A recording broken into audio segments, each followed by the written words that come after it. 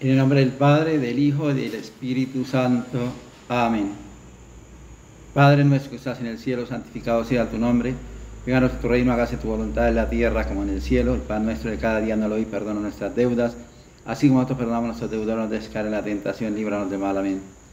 Dios salve María, llena eres de gracia, Señor es contigo, bendita eres en todas las mujeres, bendito el fruto de ti vientre Jesús.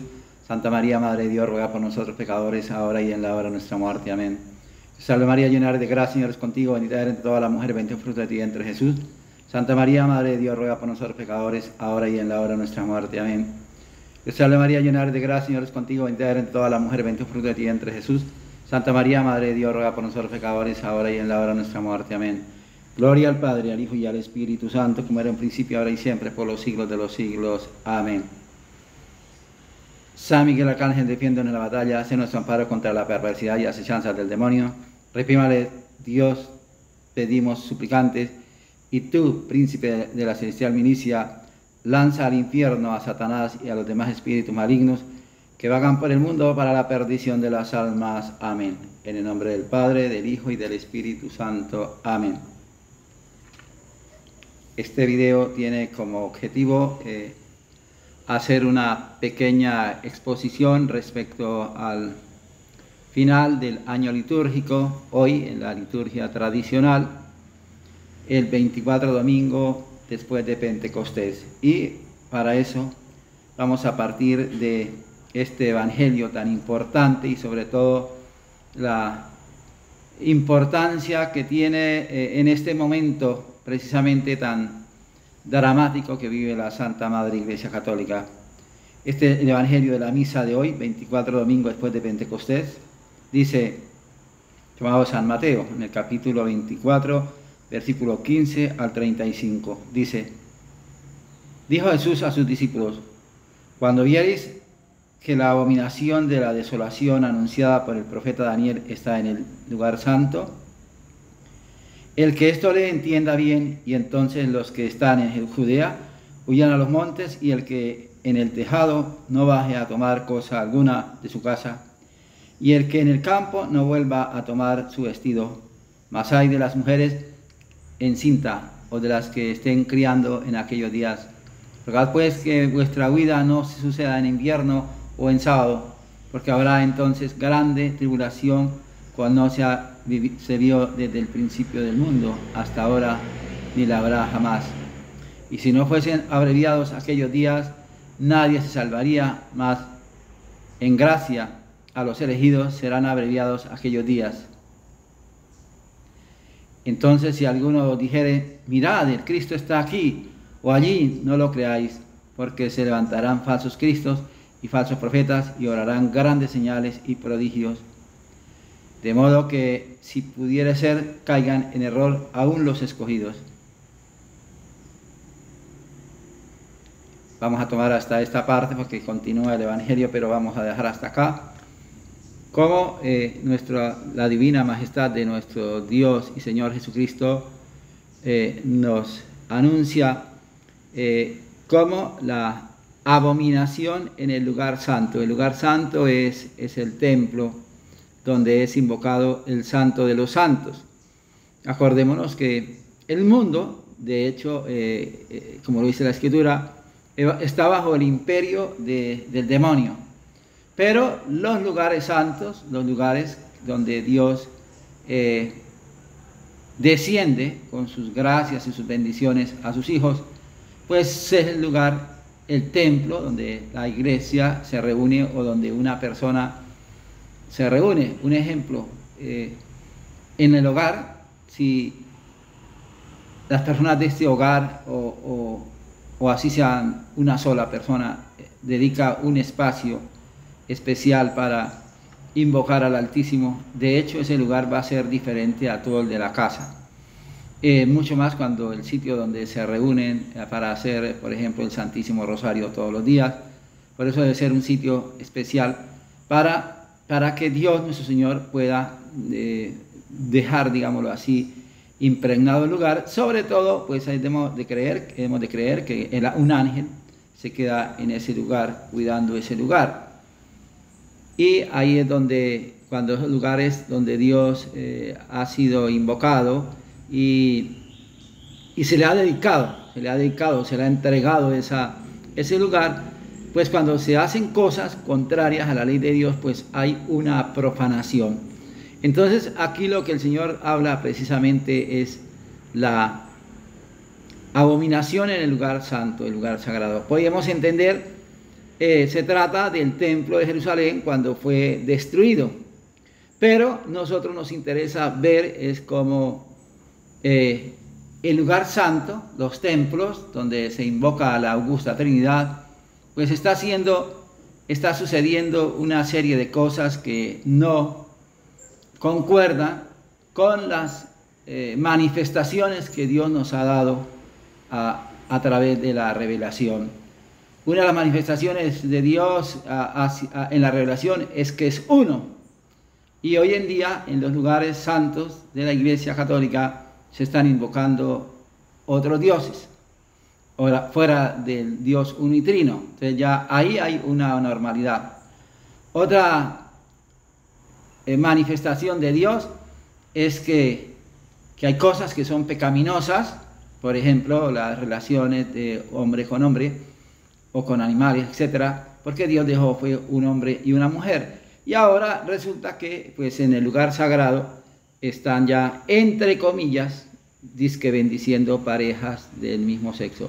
O sea, están sucediendo una serie de cosas que no tienen nada que ver. Igual, por ejemplo, en los ritos, también haciendo evocación de las fuerzas de la naturaleza, de no sé qué, y eso, pues ya, eso es del demonio. Y lo triste de todo es que vemos al mismo Papa, si ustedes vieron cuando estuvo en Canadá, él mismo participó, ni siquiera como protagonista, sino como cualquier simple adepto a esa doctrina de ritos paganos, invocando a los dioses del oriente, del norte y del sur, de no sé dónde, y él siguió toda la rúbrica que esos ritos o que el chamán impuso a los que asistían allí. Entonces, ¿qué quiere decir? Que hay una manifestación abierta de no hay que tener en cuenta, porque hay algunos personajes que dicen que defienden la fe católica, pero uno se queda pues desconcertado al ver cómo sus terminologías son completamente ambiguas, diciendo que lo que está sucediendo en la iglesia es que se está nublando la verdad, que se está nublando. Eso no es cierto, porque nublarse, ustedes saben, cuando un vidrio llueve mucho o hace mucho frío, se nubla y uno coge un pañito, un trapito y lo limpia y el vidrio recupera su brillo y recupera su transparencia. En este momento no está habiendo no se está nublando la verdad, se está socavando y se está cambiando, o sea, se está alterando completamente la identidad de la doctrina como la iglesia la enseñó durante 2000 años. O sea, aquí no estamos hablando de que, sí, es que hay ciertas cosillas ahí que se pueden quitar en cualquier momento. No, se está suplantando todo.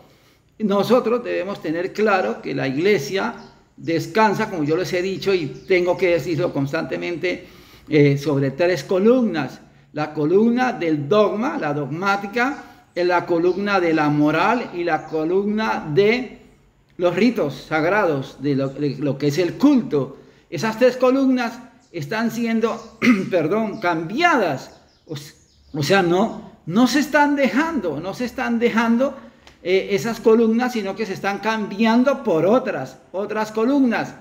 El dogma. ¿Qué es el dogma? El dogma es la teología, o sea, el estudio de lo que nosotros podemos asimilar de Dios. Y como les decía ahorita, de Dios en la teología conocemos que Dios es uno. Esa es la doctrina católica. O sea, es que yo no soy budista, ni soy, lo que se ha dicho, no soy judío, no soy maometano, no soy testigo de Jehová. Yo soy católico. Y la teología católica enseña que no hay sino un solo Dios, y ese Dios está formado por 3 personas, como dice el catecismo, 3 personas distintas y un solo Dios verdadero. ¿Y qué está sucediendo ahora? No, estamos hablando de la pluralidad de deidades. O sea, ahorita la cabeza de la iglesia, la jerarquía de la iglesia y todas las instituciones, las universidades, los seminarios, los conventos, están enseñando es una pluralidad de divinidades. O sea, estamos cayendo como los griegos o como los romanos o como los caldeos, creyendo en varios dioses. Entonces eso no se llama nublar, eso se llama suplantar. Están suplantando la teología, porque en lugar de centrar el estudio y el conocimiento, el buscar el conocimiento en el Dios uno y trino, ¿qué se está haciendo? Se están metiendo otras deidades. Se está metiendo a Buda, se está metiendo a Alá, se está metiendo el Dios de los judíos, se está metiendo el Dios de los pueblos prehispánicos, la Pachamama. Señores, ellos son ellos, nosotros somos católicos y nosotros no tenemos por qué estar saboreando o olisqueando los platos ajenos. Nosotros debemos cuidar nuestro alimento y ese alimento es la sana doctrina y la sana teología. Entonces, no se está nublando, se está cambiando, señores. Eso es lo que tienen que ustedes darse en cuenta, de que no se trata aquí de querer uno pelear. Es que esto es gravísimo, es gravísimo. Es una nueva religión. Eso en los dogmas, entonces, ya varios dioses. Ahí está ese proyecto del Krislam. ¿Qué es el Krislam? Que van a unir, o ya se unieron y están construyendo templos para unir la religión islámica, la religión judía y los católicos, entre comillas. Un católico que tenga conciencia del valor de la sangre de Jesucristo nuestro Señor jamás puede llegar a creer que puede unirse con el Islam y con el judaísmo, porque hay una piedra de tropiezo, señores. La piedra de tropiezo, aquí no se trata de que, es que las 3 religiones vienen de Abraham. No. Aquí se trata del rechazo a Jesucristo nuestro Señor. Los musulmanes creen que Alá es espíritu y que nunca se ha tomado carne, ni que murió en la cruz, nada, absolutamente nada. Ellos no creen en eso. Y ellos lo toman como una blasfemia, el decir que Dios se ha hecho carne. Eso para ellos es una blasfemia terrible.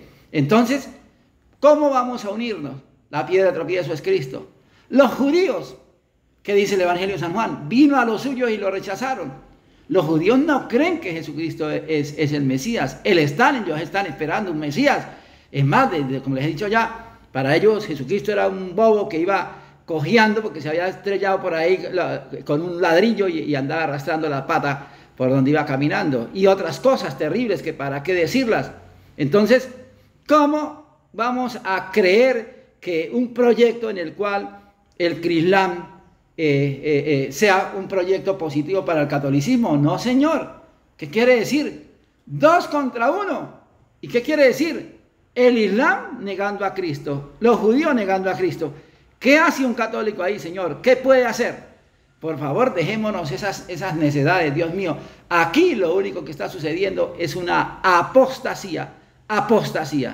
Y es una apostasía terrible, donde no se está nublando la verdad, se está suplantando la verdad, se está quitando la verdad, la piedra angular que es Cristo, para crear un sofisma de fraternidad global, donde lo único que va a hacer es que esa religión global va a absorber a esos incautos que creyeron que, sí, es que el Santo Padre hace eso es para atraerlos.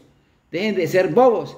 ¿Cómo es posible que se vaya a creer que se va a traer? Yo cojo un vaso de agua y traigo un poco de barro y se lo lanzo, se lo meto al vaso, lo que quepa. Yo no estoy atrayendo el agua ¿para dónde? No estoy atrayendo el barro a transformarlo en agua limpia. Eso se vuelve es un barro. Lo mismo si le echo aceite, lo mismo si le echo café, lo echo cualquier cosa. O sea, la alteración de las sustancias.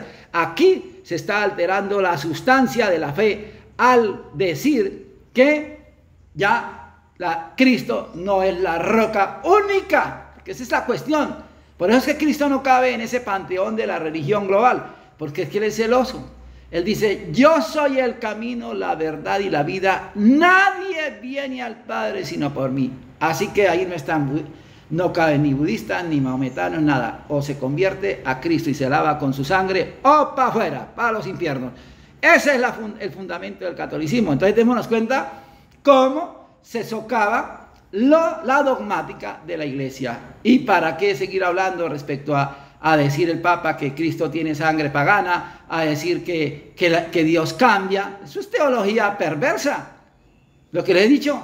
¿Y Dios para dónde va a cambiar? ¿Para dónde se va a ir? Dios es Dios, Él es en suma esencia. Entonces, ¿para dónde va a trastear?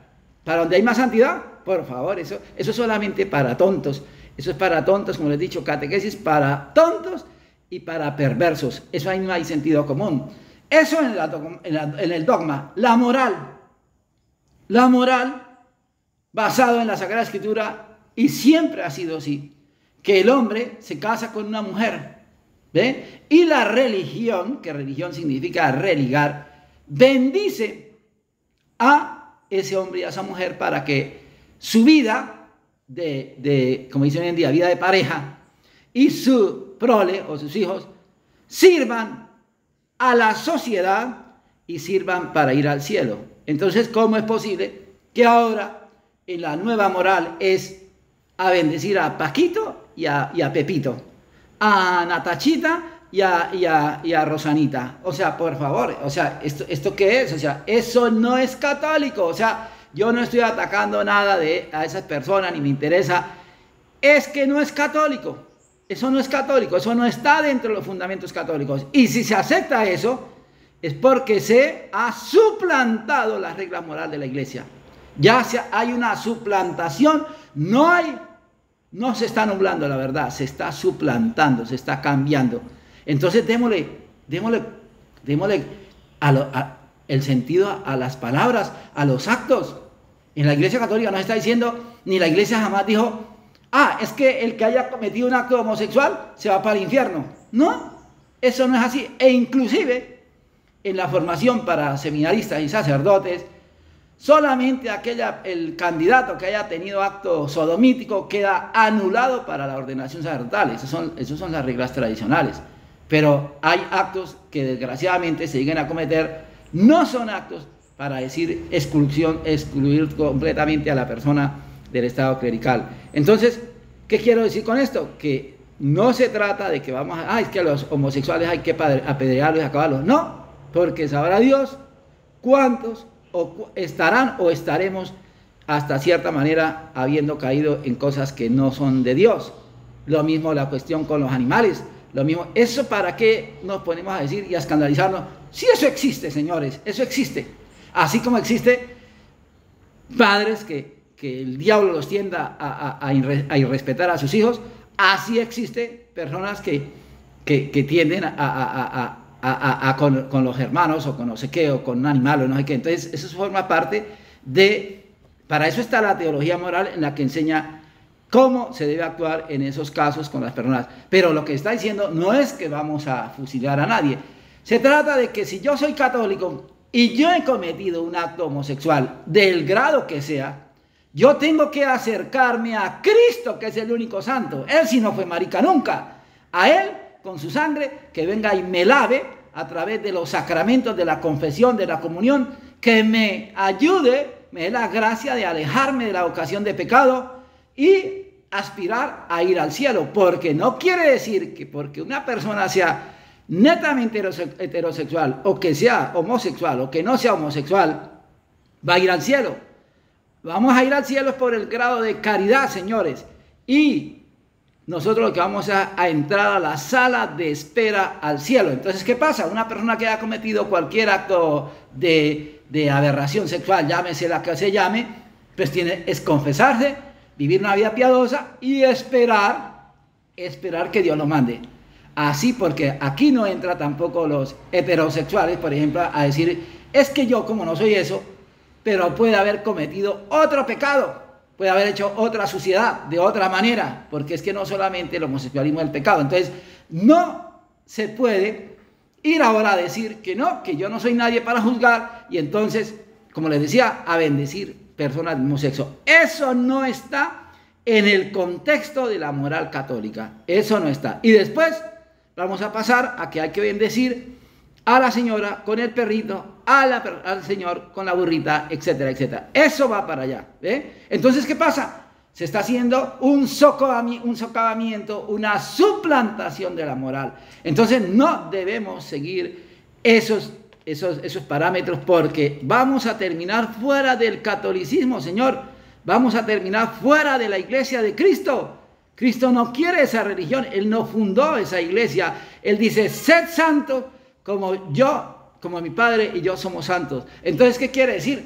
Que tenemos que lavarnos con la sangre de Él a través de los sacramentos, a través de la oración, a través de la vigilancia y a través de aceptar que se es pecador, porque es que es el problema del fariseísmo, que los demás son los pecadores y yo sí hago y deshago. No, Señor, lo primero que uno tiene que hacer es aceptar que es un transgresor de la ley de Dios y aceptar que esté enfermo, porque así como dice la Divina Majestad, yo no vine a curar los alentados, los que tienen salud, sino los enfermos. Entonces, cuando uno reconoce el pecado, cualquier pecado que sea, que está contra la ley de Dios, entonces empieza a tocar y a decirle al Señor, oiga, Señor, mire, yo tengo esta llaga aquí en mi alma. Pero ¿qué pasa? Se está haciendo una religión farisea donde ya no hay pecado original. Entonces, como no hay pecado original, todo lo que yo siento es respetable, es digno de admiración.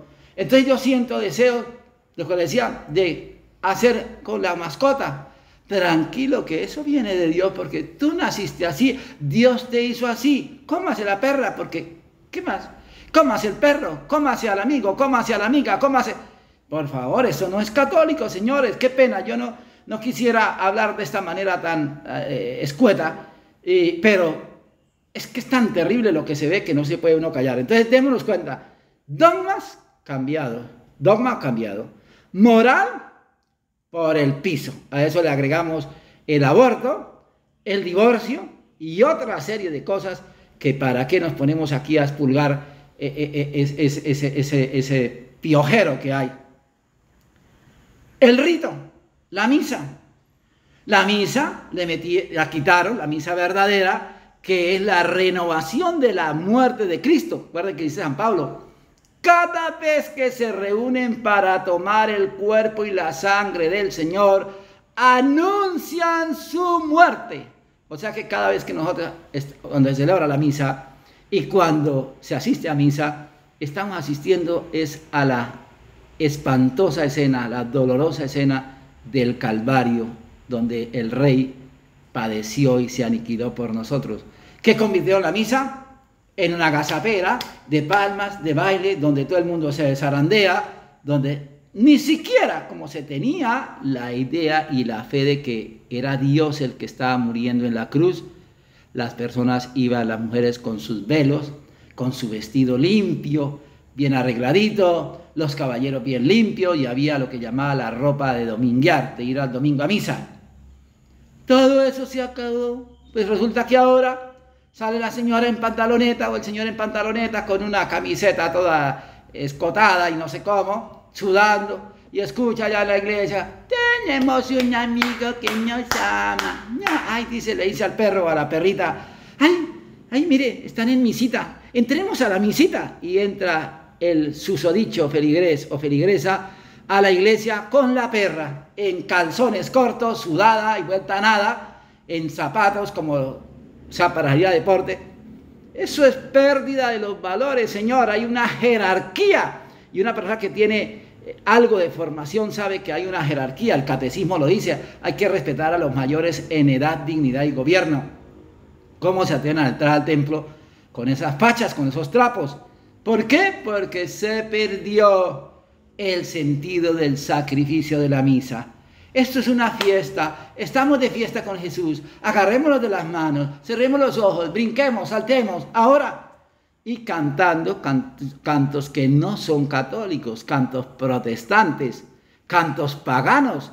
O sea, es una gazapera. Ahora le están metiendo la Madre Pachamama. Hay que invocar a la Madre Tierra, hay que invocar a no sé qué. O sea, ¿qué está viendo en eso? ¿Qué está sucediendo? No se está nublando, señores. Se está plagiando, se está anulando lo que había para construir una cosa completamente nueva. Entonces, ¿qué es lo que podemos denotar con todo este reguero de cosas? Pues que es una nueva religión donde el rey y donde el escándalo, la cruz, no está, señores. Entonces, ¿qué debemos hacer? Unos, ay, sí, se está sucediendo eso, pero sigamos en la iglesia porque no podemos quedarnos sin misa, porque no podemos, porque Dios no le gusta. No, Señor, esto es de vida o muerte. Los enemigos de la iglesia no se van a retirar porque usted se pare en la parroquia a llorar, en la catedral o en la parroquia a llorar porque ve que están brincando y saltando como protestantes. No, ellos siguen, esto sigue, señores, y esperen que llegue ahorita las conclusiones del sínodo ese que están haciendo y se acordarán ustedes del relajo que se va a armar. Entonces, ¿qué quiere decir? ¿Qué es lo que hay que hacer?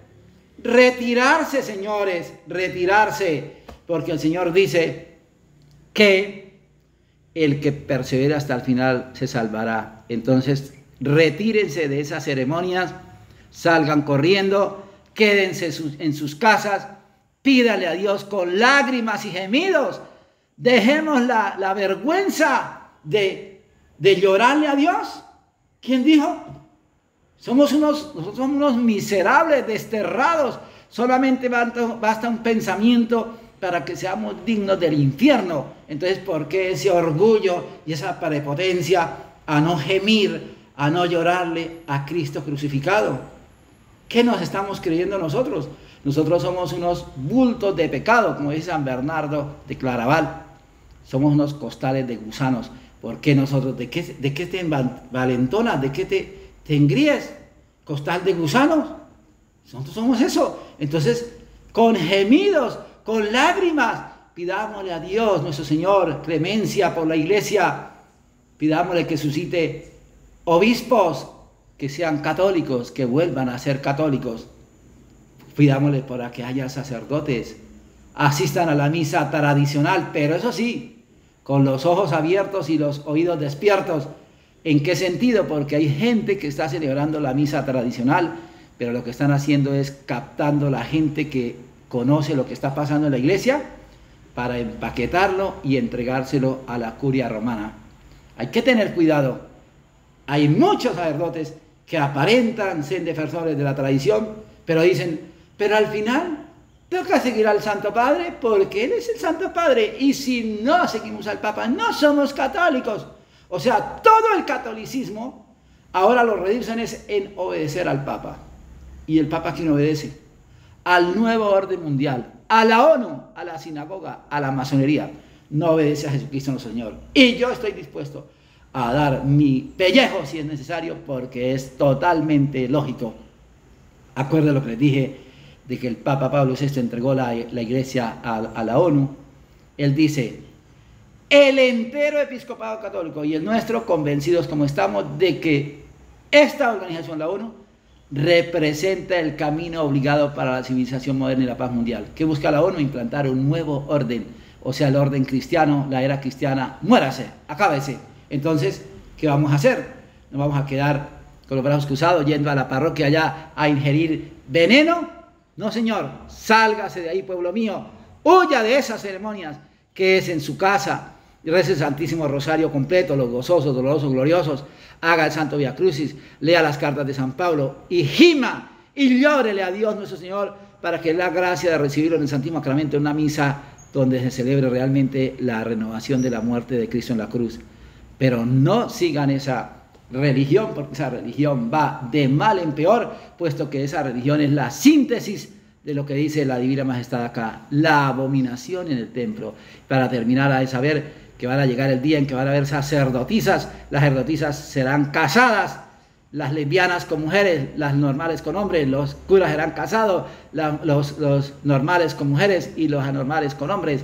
Eso está planeado, todo eso es una agenda, eso está preparado para reducir la iglesia a una cloaca de abominaciones. Así que ustedes sigan ahí como borregos, con las orejas agachadas, mirando al piso, y no se den cuenta lo que nos viene de castigo, digámoslo así, a mantenerse fiel en la fe. Yo soy el Padre José Manuel. Ojalá lo compartan si quieren, por amor a las llagas de Cristo. Yo los encomiendo hoy en el santo sacrificio de la misa, y corto porque antes de que me lo acuerden.